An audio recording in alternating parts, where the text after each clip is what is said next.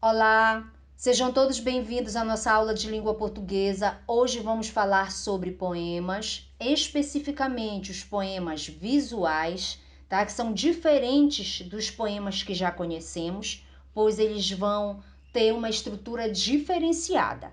Tudo bem?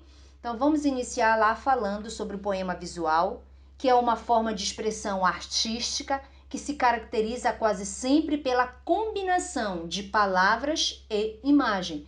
Então, os poemas anteriores que nós já entramos em contato são poemas que são constituídos em versos e estrofes. Esses poemas não, eles vão combinar a palavra com a imagem. Vejamos exemplo. Então, nós temos aí, nos nossos exemplos, a combinação das palavras e essas palavras elas vão constituir, elas vão formar estruturas diferentes, vão construir imagens diferentes. E a gente vai observar que é um gênero artístico de pequeno formato, tá? Ou seja, pequeno, né? Não ocupa tanto espaço assim. Ele é empregado com poucos elementos, como, por exemplo, a disposição gráfica de palavras ou das letras, bem como também das imagens. Então, ele tem uma estrutura totalmente diferente da estrutura anterior que nós já conhecemos. Esse tipo de poema, enquanto o poema, por exemplo, que nós já conhecemos, ele tem a função de emocionar, de expressar sentimento, o poema visual, a intenção dele, ele tem a capacidade de produzir um grande impacto, tá? no leitor. Então, quando você lê, é algo que lhe chama atenção, que lhe causa um certo impacto. Então, a mensagem do poema ela é captada pela visualização da forma, que muitas vezes vai explorar aspectos lúdicos, sonoros e principalmente visuais.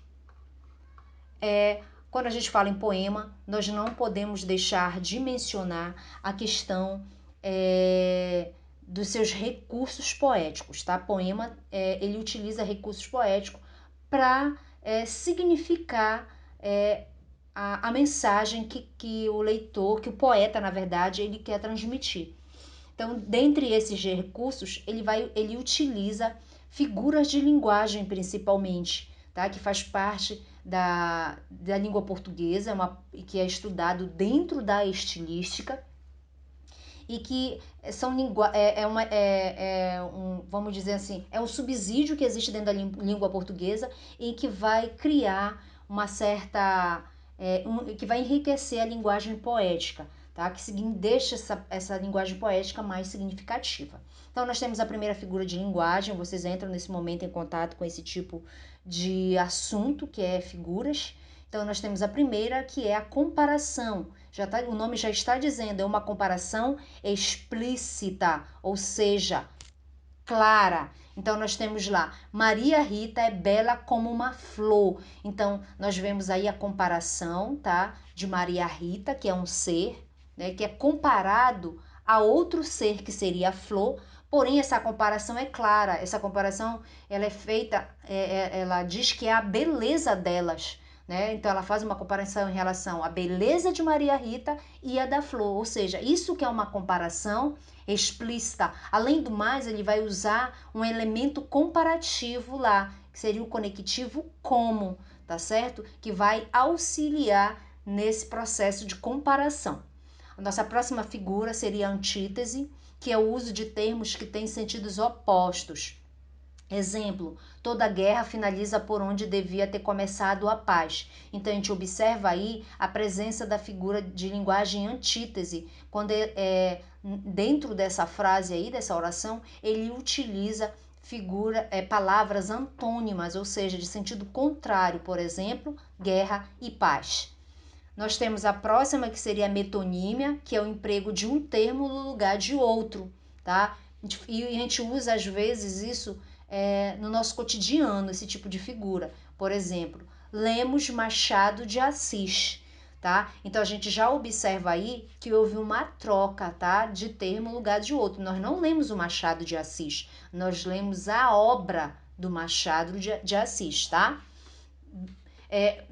por exemplo, durante o dia nós costumamos falar, eu vou tomar um copo de água. Você não vai tomar o copo, você vai tomar o conteúdo que está dentro do copo. Então, a metonímia é uma figura de linguagem que ela é presente constantemente no dia a dia da gente devido a gente fazer a troca de um termo no lugar de outro. A próxima figura é muito conhecida, a gente vai falar muito nela, tá? A partir de agora, tá? Que seria a metáfora, que é uma comparação implícita, tá? Diferentemente da figura comparação, a metáfora é uma comparação implícita, sem o elemento comparativo. Então, eu usei o mesmo exemplo de cima, tá? Para a gente poder fazer essa diferença de comparação para metáfora. Então, eu coloquei lá, Maria Rita é uma flor. Aí eu tenho uma metáfora, porque eu comparei, né, Maria Rita a uma flor. Porém, não ficou claro qual seria essa característica que é comum às duas, tá? Na comparação que é explícita, ficou claro lá que seria a beleza. Mas na metáfora não, é apenas feita uma comparação, mas é uma comparação implícita e observem que não tem elemento comparativo. A onomatopeia, ela é a inserção de palavras no discurso que imitam sons. Então, a onomatopeia nada mais é do que a imitação de sons. Por exemplo, não aguento o tic-tac do relógio. Então, tic-tac, essa representação desse som, ele é chamado de onomatopeia. Toque-toque, quando a gente faz essa representação também. E as onomatopeias não são só usadas nos poemas, né? A gente não encontra somente nos poemas, a gente pode também encontrar nas historinhas em quadrinhos, tá? A gente observa também lá.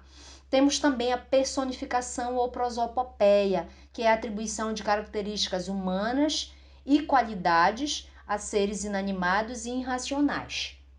Exemplo, as casas espiam os homens. Nós podemos observar aí que foi atribuído uma característica humana a um ser inanimado ou irracional, que seria as casas.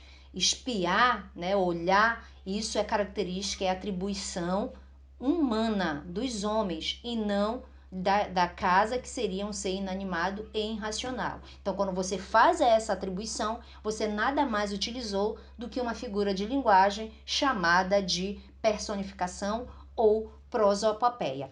A gente fica por aqui, tá? Até a próxima aula e muito obrigada.